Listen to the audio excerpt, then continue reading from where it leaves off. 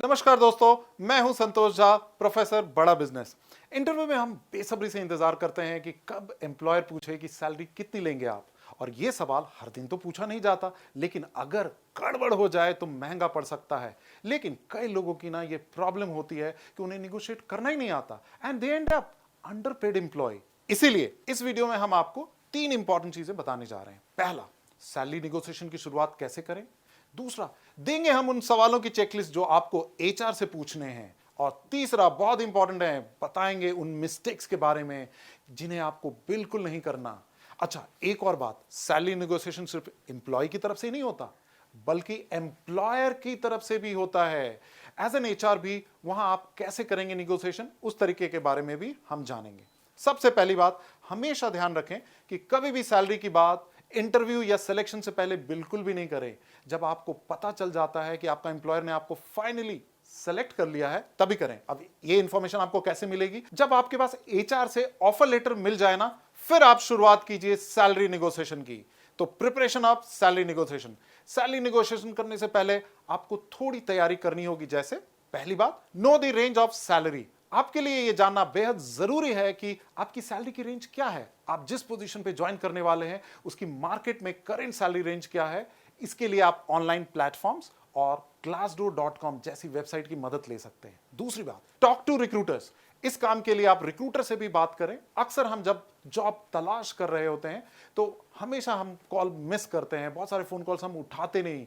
पर यह गलती आप बिल्कुल ना करें। टॉक टू रिक्रूटर्स, उनसे जानिए कि वो कितना हाइक दे रहे हैं, क्या बेनिफिट्स दे रहे हैं, उनका रेंज क्या है। ये आपको एक नेगोशिएटिंग रेंज दे सकता है, आपको बता सकता है कि सैलरी की रेंज क्या होनी चाहिए। जैसे हम एक एग्जांपल लेते हैं सेल्स मैनेजर के लिए। आपने मान लीजिए सेल्स मैनेजर की पोजीशन के लिए अप्लाई किया, ठीक है, और आपने मार्केट में जब पता किया कि इनकी सैलरी रेंज क्या है, तो आपको पता लगा कि ये सैलरी रेंज जो है 25,000 से 35,000 रुपए पर मंथ तक है। तो एचआर आपसे 25,000 रुपए से निगोशिएट करना शुरू करेंगे और आप देखिएगा फाइनली जब उनका ऑफर आएगा वो लगभग 29,000 रुपए पर मंथ तक मिलेगा। लेकिन अगर आप ध्यान से देखेंगे ना, अभी भी आपके पास 6,000 रुपए का गैप है नेगोशिएट करने के लिए। अब आपको बताते हैं वो सवाल जो आपको एम्प्लॉयर से पूछने हैं सैलरी के regarding. First and foremost, what does the entire package contain. Package से मेरा मतलब है CTC, cost to the company. Job compensation में सैलरी के अलावा और भी बहुत सारी चीज होती है, बहुत बेनिफिट्स होता है। अगर आप जूनियर पोजीशन के लिए अप्लाई कर रहे हैं तो हो सकता है शायद कम बेनिफिट मिले, पर जरूरी नहीं कि बेनिफिट मिले ही नहीं, कुछ तो बेनिफिट आपको मिलेगा ही। तो इस बात को जरूर पूछिए और ध्यान दीजिएगा कि आपको और कौन कौन से बेनिफिट दे रहे हैं सैलरी के अलावा। दूसरी बात, आपको यह बात भी पता होनी चाहिए कि सैलरी रेज और जो प्रमोशन मतलब एनुअल अप्रेजल्स आपको कब और कितना मिलेगा। अब इसके लिए आप क्या करें, अगर एचआर ये बोलते हैं कि वो आपकी परफॉर्मेंस पे निर्भर करता है, तो आप ये क्वेश्चन पूछ सकते हैं उनसे कि sir can you tell me what percentage raise do your highest performance normally get. अब इसमें दो सिचुएशन हो सकती है, या तो एचआर आपको जल्दी से क्रिस्प और प्रिसाइज आंसर दे दे कि X% रेज मिलता है, या वो हेजिटेट करें, ना बताएं और बहुत आप जोर करेंगे ना, फिर वो बताएंगे कि आपके परफॉर्मेंस पे डिपेंड करता है, अभी हम आपको इसकी क्लैरिटी नहीं दे सकते हैं। तो आप ये बिल्कुल समझ लें कि यहां रेज पाना थोड़ा मुश्किल है। उसके बाद आता है सबसे important question, by when can I give you an answer. याद रखिए कि यस और नो जवाब देने में आपको जल्दबाजी नहीं करनी है, ठीक से सोच समझ कर ही जवाब देना है। इसलिए उनसे पूछिए कि जवाब आप कब तक दे सकते हैं। हो सकता है वो आपको बोलें कि जल्द से जल्द जवाब दे दो, पर आपको मन में यह बात जरूर रखनी होगी कि आप इतनी दूर तक आए हैं इस इंटरव्यू प्रोसेस में, इसलिए सोच समझकर ही जवाब दें। ये तो वो सवाल हैं जिन्हें आपके लिए जानना बेहद जरूरी है। अब हम बात करेंगे सबसे इंपॉर्टेंट पहलू की कि आखिर कैसे सिचुएशन को आप अपने फेवर में कर सकते हैं। कौन सी बातें जिससे एम्प्लॉयर के ऊपर प्रेशर बनाया जा सकता है, यानी वो पॉइंट जिन पर आप निगोशिएट कर सकते हैं। चलिए, point number 1, be a good listener, don't forget to listen. जी हां, जितना इंपॉर्टेंट पूछना है उतना ही इंपॉर्टेंट सुनना भी है। तसल्ली से सुने कि ऑपोजिट पार्टी क्या कह रही है। आर्ट ऑफ लिसनिंग बहुत इंपॉर्टेंट रोल प्ले करता है निगोशिएशन में। इसलिए अगर वो आपको अपनी बात रखने का मौका दे रहे हैं तो आप भी उनकी बातों को ध्यान से सुनिए। Point number 2, be willing to walk away. चलिए मैं आपको वॉक अवे के बारे में थोड़ा समझाऊं। ये एक मिनिमम सैलरी है जिससे नीचे अगर आपको एचआर ने ऑफर किया ना, तो आप बिल्कुल भी एक्सेप्ट नहीं करेंगे। इसको हम ना एक एग्जांपल से समझते हैं। मान लीजिए कि आपने एक इंजीनियर की पोजीशन के लिए अप्लाई किया और आपकी सैलरी अभी 18,000 रुपए है, जबकि आपने जब एचआर से पता करा तो पता लगा कि सैलरी रेंज उनकी 20,000 से 30,000 रुपए है। जब आपको आप फाइनली ऑफर लेटर मिलता है तो आप ये देखते हैं कि उन्होंने सिर्फ 19,000 रुपए का आपको सैलरी दी है। अब तो आपके लिए ऑफ कोर्स ये वॉकअवे पॉइंट है, क्योंकि आप 19,000 में तो आप ज्वाइन कर ही नहीं सकते। 1,000 रुपए के लिए नई कंपनी ज्वाइन करना मेरे व्यू से बिल्कुल भी ठीक नहीं रहेगा। तो ये है आपका walkaway point. Point number 3, prepare your talking points. Negotiation notes बनाइए, ये जवाब ढूंढिए कि आपको इतनी सैलरी क्यों मिलनी चाहिए। Why do you feel you deserve such a high salary then the employer is offering. अपने अचीवमेंट्स को हाईलाइट कीजिए, जैसे कि सेल्स का नंबर है या फिर वो स्किल्स या certification, specially if they are in high demand with in your industry. Every salary is being offered by the other employers for similar roles. ये सब पहले से ही तैयार करके रखें। चलिए अब हम पॉइंट नंबर 4 की बात करते हैं। Share job related expenses you are incurring. HR से अपने एक्सपेंसेस डिस्कस करना बिल्कुल मत भूलिए, ये बहुत जरूरी है। हो सकता है आप अपनी जॉब के लिए रिलोकेट कर रहे हो दिल्ली से मुंबई, हो सकता है आपका ऑफिस घर से काफी दूर हो, या फिर एक्सपेंसेस जो आपको उठाने पड़े। सो ये सब एक्सपेंसेस अपने एचआर से डिस्कस जरूर करें, ताकि आप सैलरी को निगोशिएट करने के लिए वैलिड रीजन दे पाएं। अगर आप रेंट पर रह रहे हैं तो वो भी जरूर बताएं, सैलरी में नहीं तो कुछ अलग बेनिफिट ऐड करें। Point number 5, explain your reasons. हमें एक बात याद रखनी है कि जो भी हम डिमांड कर रहे हैं ना, उसके बारे में हमारे पास कुछ स्ट्रांग रीजन होना चाहिए। देखिए, अगर आप फैक्ट्स नहीं बताएंगे ना, तो वो कंपनी कभी भी आपको देगी नहीं। यानी कि डिमांड क्यों कर रहे हैं, हम मार्केट प्राइस से ज्यादा क्यों मांग रहे हैं, फिर चाहे वो आपकी फाइनेंशियल नीड्स हो या आपकी एक्सक्लूसिव स्किल्स, सब कुछ रिसर्च करके अच्छे से एक्सप्लेन करके, ताकि उनके पास वैलिड रीजन हो आपकी डिमांड्स एक्सेप्ट करने के लिए। Point number 6, have patience. और आखिर में सबसे important, be patient. Even if you are under the pressure of accepting the offer within a stipulated time, you can always ask for more time. एक दिन दीजिए या फिर एक हफ्ता, बट ऑफर को अच्छे से एनालाइज कीजिए, फिर डिसाइड कीजिए कि आपको आगे बढ़ना है या नहीं। बिना सोचे समझे फटाफट डिसीजन ले लेने में मेरे अंदाज से बिल्कुल भी सही नहीं रहेगा, नहीं है। और उनसे टाइम मांगिए और सोच समझकर ही डिसीजन लें। चलिए हम अब उन मिस्टेक्स के बारे में बात करें जो हम आमतौर पर सैलरी नेगोशिएशन में करते हैं, उन्हें अवॉइड करना है to be in winning situation. पहला mistake number 1, having a smaller list. जैसे कि मैंने पहले ही बताया, मनी इज नॉट एवरीथिंग, और बहुत सारी चीजें हैं जो मैटर करती हैं, जैसे कि vacation times, medical leaves, bonus, what requirements are in place for promotion, what are the non compete, employee ownership. जैसे आप समझ रहे होंगे आजकल ई सॉप्स देती हैं बहुत सारी स्टार्टअप कंपनीज, वो ध्यान रखना है। क्या कंपनी आपको प्रॉफिट में भी पार्टिसिपेशन दे रही है या नहीं, आपकी मूविंग एक्सपेंसेस। अपनी लिस्ट बड़ी रखिए, बेनिफिट्स का फायदा उठाएं। हो सकता है सैलरी में इतना निगोशिएशन ना हो पाए, बट अगर और चीज काफी बेनिफिशियल है तो आप ऑफर के साथ आगे बढ़ने का सोच सकते हैं, और हमेशा आपकी बड़ी लिस्ट ही जीतती है। Mistake number 2, negotiate at the right time. इसे आप एक सीक्रेट वेपन भी कह सकते हैं। कॉल आइकॉन, जो कि बिजनेस हिस्ट्री के बहुत बड़े निगोशिएटर थे, उन्होंने ये ट्रिक इजाद करी है। उनका ये कहना है कि मॉर्निंग में कभी भी आप कोई भी निगोशिएशन ना करें। क्यों?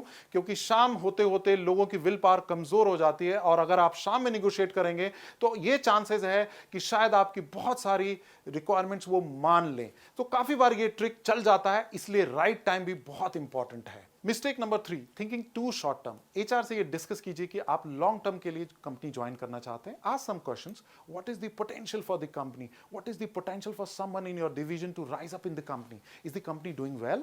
इससे उन्हें भी ये विश्वास होगा कि उनकी इन्वेस्टमेंट सही जगह लग रही है, so you will be able to negotiate more easily. Mistake number 4, saying yes to fast. Let me think about it. Normally ये स्टेटमेंट आप देखेंगे, हमेशा याद रखिएगा, जल्दबाजी में यस कह देना एक बैड आइडिया होता है, इसलिए अपना टाइम लीजिए। देखिए, जॉब मार्केट भी डिमांड और सप्लाई पर चलती है। अगर आप अपनी अच्छी सर्विस कंपनी को सप्लाई करेंगे देन श्योरली हमेशा डिमांड में रहेंगे, बट हमेशा पेशेंट रहें। एग्जाम्पल के तौर पे आप ये कह सकते हैं, let me go over all this, it's lot to take in, I am really grateful for the offer, how about we talk in a day or so. ये सब सुनने में अजीब लगता है, बट मोस्टली काम करता है। Mistake number 5, bad maths means wrong calculation. इन सब क्वेश्चन के जवाब ढूंढिएगा, जैसे आपसे मिलते जुलते स्किल्स जो मान लीजिए आपकी इंडस्ट्री में है, उनको कितनी सैलरी मिल रही है। दूसरी बात, आपके आने से कंपनी को क्या फायदा हो रहा है। Mistake number 6, pretending to be smart. हमेशा एचआर से एडवाइस लें, उन्हें ये बोलें कि अगर वो आपकी पोजीशन में होते तो क्या करते, यानी कि क्या बेनिफिट से खुश होते, उन्हें क्या चाहिए, क्या आपकी ग्रोथ इस कंपनी में कैसे होगी और कितनी जल्दी होगी। Mistake number 7, don't take advantage if they show weakness. हो सकता है कई बार उनके बस में ही ना हो, फॉर एग्जाम्पल आप जो सैलरी मांग रहे हो वो उनकी सैलरी रेंज से बाहर हो, सो इसलिए वो भी ज्यादा कुछ नहीं कर सकते, पर हमेशा try to maintain a respect for them. उन्हें पावरलेस बिल्कुल भी ना समझे। हो सकता है वो आपको हायर तो करना चाह रहे हैं, पर उनकी रेंज ही नहीं है वो सैलरी देने की जो आप मांग रहे हैं। फिर भी बात ना माने, उनके एफर्ट्स की कदर करें और उन्हें वीक फील ना होने दें। Mistake number 8, too much talking. हमेशा याद रखिए कि silence is always better. Let them finish even if थोड़ा अनकंफर्टेबल साइलेंस हो, but then also avoid talking much. बीच में बोलना या उनकी बात खत्म होने से पहले बोलना ये एक गलत इंप्रेशन डालता है, इसलिए लेट देम टॉक मोर। आप एक अच्छे लिसनर की तरह पहले उनकी सारी बातें सुनिए। ये तो बात हुई जबकि आप एम्प्लॉय हैं, लेकिन अगर रोल बदल जाए तो एज एन एम्प्लॉय टेबल के उस तरफ आप अगर मान लीजिए बैठे तो निगोशिएट कैसे करें। Point number 1, establish salary ranges. जैसे आप कोई भी पोजीशन के लिए हायर कर रहे हैं ना, तो आपके पास एक लोअर बैंड होता है और एक अपर बैंड होता है, और आपको यह भी देखना होता है कि आपकी कंपनी ने आपको क्या बजट दिया है और इंडस्ट्री स्टैंडर्ड्स क्या हैं। Second point, never lead with your best offer. जी हाँ, कभी भी आप ये गलती बिल्कुल भी ना करें कि जो मैक्सिमम ऑफर है आप वहीं से शुरू करें। कभी भी आपको ऑफर अगर शुरू करना है तो हमेशा मिनिमम सैलरी से करें और मैक्सिमम तक जाएं, और वो एक प्रोसेस में करें, ना कि एकदम से हायर सैलरी ऑफर कर दें। Point number 3, put people first, number second. देखिए, ये जानना बहुत जरूरी है कि वो एम्प्लॉय और कैंडिडेट आपको चाहिए, तो आप ये हमेशा ध्यान रखें कि हमें उसे ऑन बोर्ड करना है। उनके स्किल्स को देखने के बाद आप हमेशा उनके स्किल्स को पहला इंपॉर्टेंस दें, फिर दूसरी चीजों को दें। 4, additional monetary compensation apart from salary. अब इसको ये हम समझते हैं, कभी कभी क्या है कि हम सैलरी नहीं दे सकते, बट हम कुछ और फैसिलिटी दे सकते हैं, जैसे ई-सॉप्स है, परफॉर्मेंस बोनस है, या कोई ऐसी मेडिकल बेनिफिट जो कोई और कंपनी ना दे रहा हो, या स्टॉक ऑप्शंस। ये सारी चीजें दे के भी आप एम्प्लॉयर को हायर कर सकते हैं। Point number 5, do your research long before posting the job. जी हाँ, जब आप naukri.com में या कहीं पे भी अपनी जॉब पोस्टिंग कर रहे हैं तो कुछ चीज़ों की ना रिसर्च आपको पहले कर लेनी चाहिए कि आप उनको क्या क्या पोटेंशियल बेनिफिट्स दे सकते हैं, मैक्सिमम आपकी सैलरी रेंज क्या होगी, आपके कंपटीशन उसी रोल के लिए क्या सैलरी दे रहे हैं। सो don't be surprised by the figure your future employee may be expecting. Now point number 6, don't run away if the applicant's expectation are out of your budget. जी हाँ, आप बिल्कुल भी ना घबराएं अगर आपको ऐसा लग रहा है कि जिन्हें आप हायर कर रहे हैं वो एकदम से ऐसी सैलरी मांग रही है जो आपके बजट से बाहर है। आप बिल्कुल पेशेंटली उसको निगोशिएट करें और सैलरी के फिक्स के अलावा अदर बेनिफिट से उन्हें लेने की कोशिश करें। फॉर एग्जाम्पल, आप अपने इंप्लॉय को एक अच्छी हेल्थ इंश्योरेंस दे सकते हैं। मान लीजिए जैसे आपके हेल्थ इंश्योरेंस में पेरेंट्स इन्वॉल्व नहीं है, आप उनको पेरेंट्स के भी बेनिफिट दे दिए तो शायद इंप्लॉय बहुत इंटरेस्टेड हो जाए।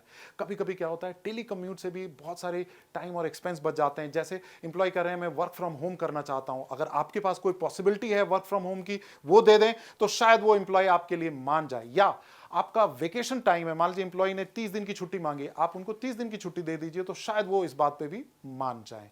और दूसरी एक और इंपॉर्टेंट बात है, अगर मान लीजिए वो आपसे कोई ट्यूशन फी मांग रहे हैं या वो ये कह रहे हैं कि किसी बड़े से मैनेजमेंट कॉलेज में वो कोर्स करना चाह रहे हैं, अगर आप वो करा सकते हैं तो वो उनको करा दें, ये भी इस बेनिफिट का पार्ट होता है। Point number 7, don't get too hung up on how much the applicant currently makes. देखिए, इस बात को ऐसे समझे, ये बहुत एक इंपॉर्टेंट फैक्टर है जिससे ये पता लगेगा कि आपका एप्लीकेंट एक्सेप्ट कर रहा है या नहीं कर रहा है। जैसे मान लीजिए अगर उन्होंने आपसे ज्यादा सैलरी मांगी तो आप वेकेशन टाइम या कोई ऐसा बेनिफिट जो है वो दे के आप उन्हें एक्सेप्ट करा सकते हैं। Point number 8, ask yourself how badly you need this particular person. Very very important, ये आपको ये देखना है कि वो जो पोजीशन है वो कितना क्रिटिकल है आपके लिए। सेकंड, आपके पास क्या बैकअप कैंडिडेट है। अगर मान लीजिए आपने उसको रिजेक्ट कर दिया तो क्या आपके पास फिर वो 1 महीने का वक्त है जिसमें आप वो पूरे इंप्लॉय को पूरे प्रोसेस के साथ सर्च करके ऑनबोर्ड करें। अगर इन सब के आंसर्स नो होते हैं तो आप एक बार के अपने बजट को बढ़ाने की भी सोच सकते हैं। ये बहुत इंपॉर्टेंट पॉइंट है। Now point number 9, close your negotiation on a very positive note. चलिए, अगर मान लीजिए आपकी बात कैंडिडेट मानते हैं या उन्होंने फ्लैटली आपके ऑफर को डिक्लाइन कर दिया, बिल्कुल भी इसे नेगेटिव नोट में बिल्कुल ना एंड करें। आपका यह काम है कि आप एक पॉजिटिव नोट से, एक अच्छे नोट से ना रिलेशनशिप को एंड करें, जिससे कल अगर वो कैंडिडेट फिर आपके यहां जॉब करना चाहे ना, तो पूरी खुशी से, पूरे जोश में वो आपके यहां आए और अप्लाई करे। और इससे बहुत इंपॉर्टेंट है कि कंपनी की ब्रांड वैल्यू भी हमेशा अच्छी बनी रहती है। चलिए, अभी मैंने आपको बहुत सारी बातें बताई हैं। अगर आप मान लीजिए एम्प्लॉय हैं, फिर भी आप उन सारी पॉइंट्स को ध्यान देंगे, और अगर आप एम्प्लॉयर हैं फिर भी उन सारे पॉइंट्स को नोट करे होंगे, क्योंकि ये सारी बातें आपको सैलरी नेगोशिएशन में बहुत हेल्प कर सकती हैं। और एक बहुत इंपॉर्टेंट चीज, प्रैक्टिस करना ना भूलें। अगर आपको कभी लग रहा है कि बहुत सारी चीजें आपने कभी करी नहीं है, तो आप हमेशा इसको प्रैक्टिस में लें, और मुझे पूरा भरोसा है कि आपको बहुत हेल्प करने जाएगा आपकी सैलरी बढ़ाने के लिए। और एज एन एम्प्लॉयर, अगर आप किसी को हायर कर रहे हैं, ऑन बोर्ड कर रहे हैं, तो वो भी आपको हेल्प करेगा बेस्ट एम्प्लॉय को सेलेक्ट करने में। Thank you so much.